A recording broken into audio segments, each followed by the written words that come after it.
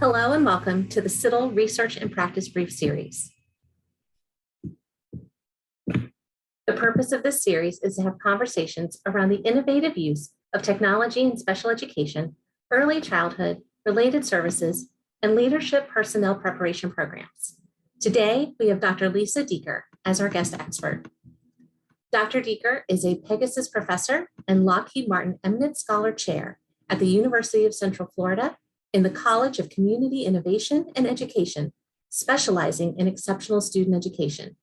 She is the co-director of the Center for Research in Education Simulation Technology, known as CREST. Her primary area of research focuses on collaboration between general and special education teachers with a specific interest in unique opportunities that exist for students with disabilities in STEM areas in urban and rural settings. She has a passion for how technology and simulators can be used to impact teacher preparation and student learning.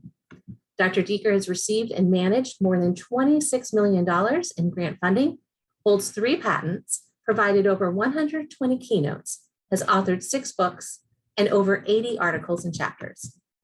We are very glad to have you with us today, Dr. Dieker. Thank you, Michelle, for having me. I'm excited to be a featured expert on CIDDL. That's always a little humbling, but thank you.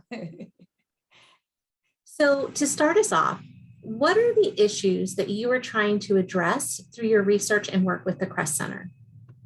So I think initially, really the issues that I started being most worried about is really teachers' preparation. And it really came from the roots of being a daughter of a mechanic.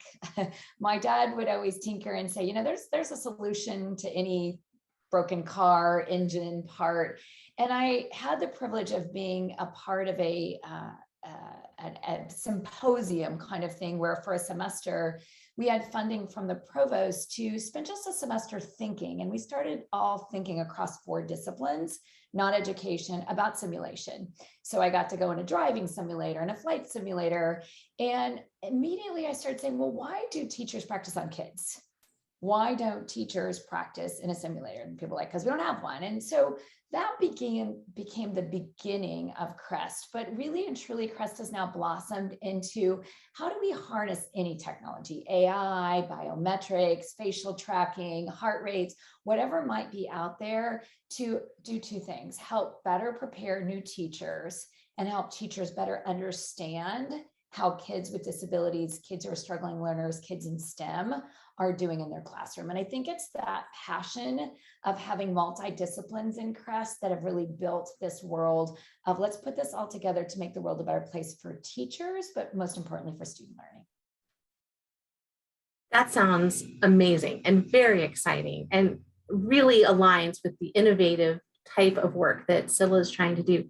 Could you tell us more about CREST itself and how it's going to address those issues? Yeah, so CREST was born out of something that many people know in some of our initial work, which was Teach Live, which was a simulator to train teachers. We've now taken that work and started moving it into AI, hence the name CREST, so the Center for Research and Education Simulation. Because, you know, lots of people are doing work in simulation and training, but often it's in flight, it's in military. And I actually see, you know, teaching as a life and death situation for kids, especially kids of poverty, kids with disabilities. And so we're trying to take the work that others are doing and learn from it and learn with them. So we have the privilege of doing a lot of work in the learning science cluster with amazing people like Dr. Michelle Taube and Dr. Roger Azevedo, knowing what they're doing with eye motion and facial tracking. And we're trying to say, now, what does that mean for teachers? What does that mean for students? What does that mean for learning? And so CREST is really a foundational place for people across disciplines to think about education, simulation, and how technology in general might better impact teacher preparation. So how would someone in a teacher preparation program, how would they fit this into what they're doing?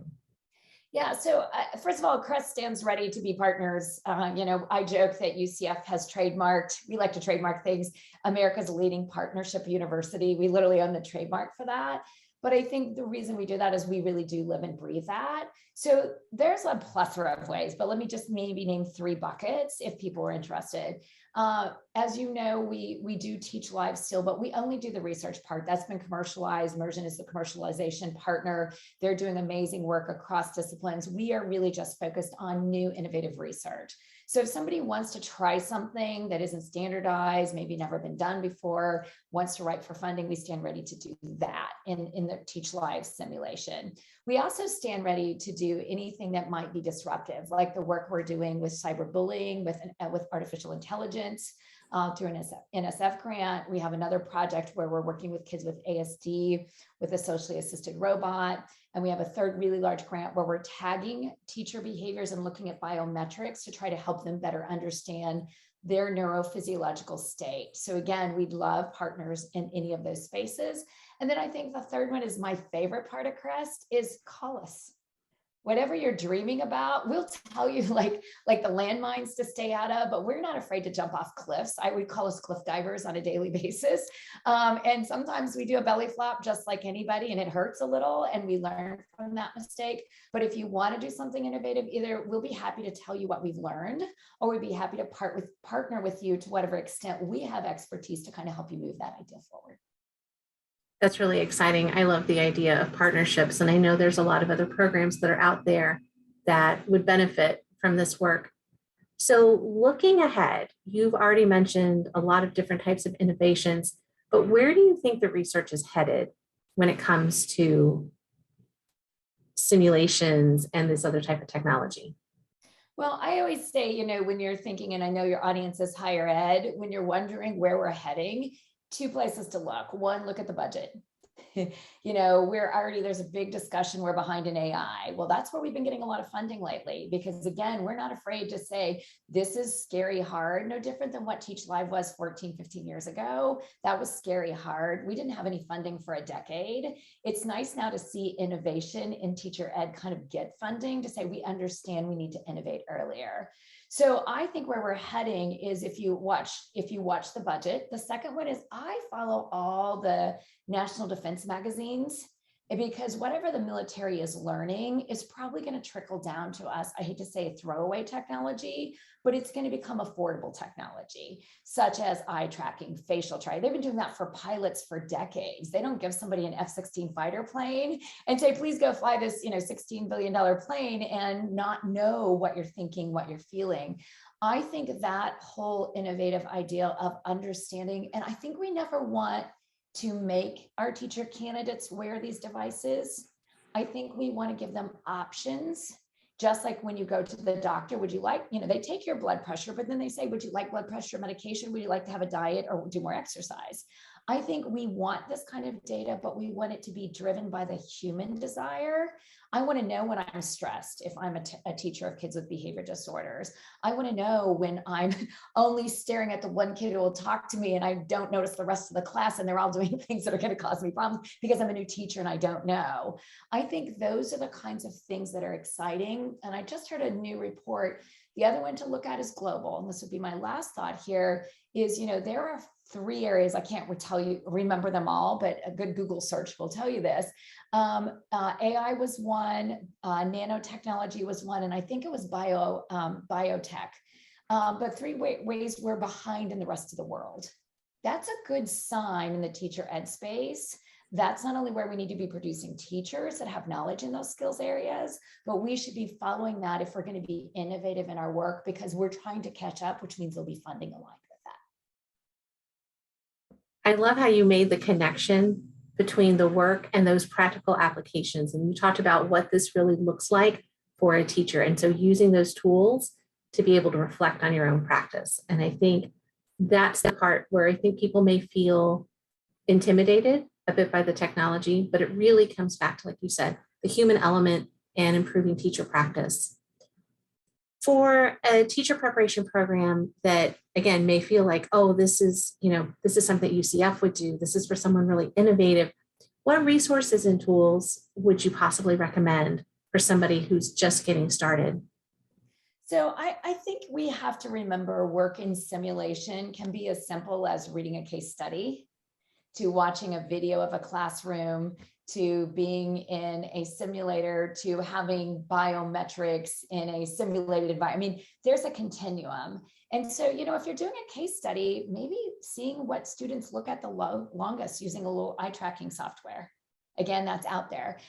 If you've got students who seem to really be struggling with their affect, a great free app called Affdexity.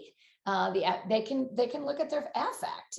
So I think what we have to do really well right now with technology is we have to do work with teachers, not to them or for them. And I think that is a mistake we've made in some of our research. And I feel like in Teach Live, we've done that fairly well. Help us, give us feedback. This is wrong. This doesn't seem right. And now I think in CREST, that's what our projects are about. But I think there's one more level of that if I were a place with limited resources, I would be looking to do some very simple research too with teacher/student relationships.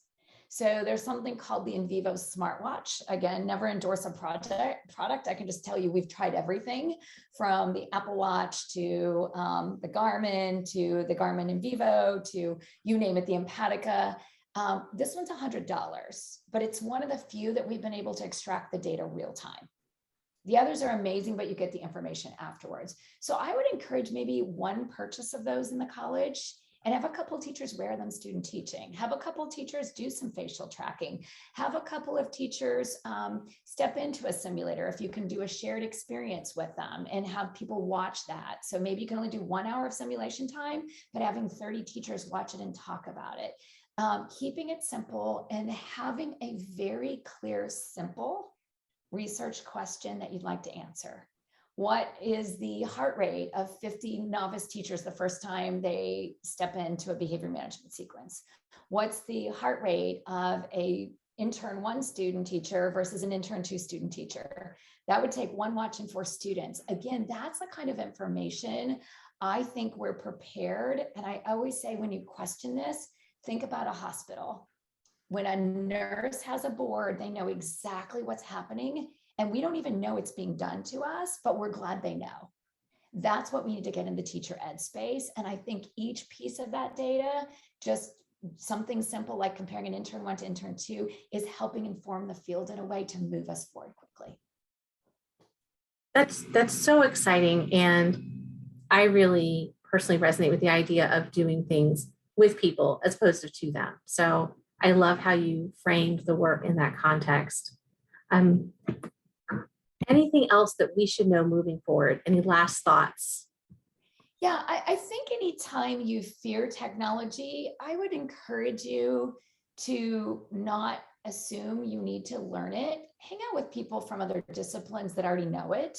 I'm not innovative because I'm smart. I'm innovative because I'm collaborative. And you know, I hang out with people that understand coding and back channels and biometrics and eye tracking, but I also know that they now know so much more about teacher education, and they're better professors and teachers and think deeply about the work we do.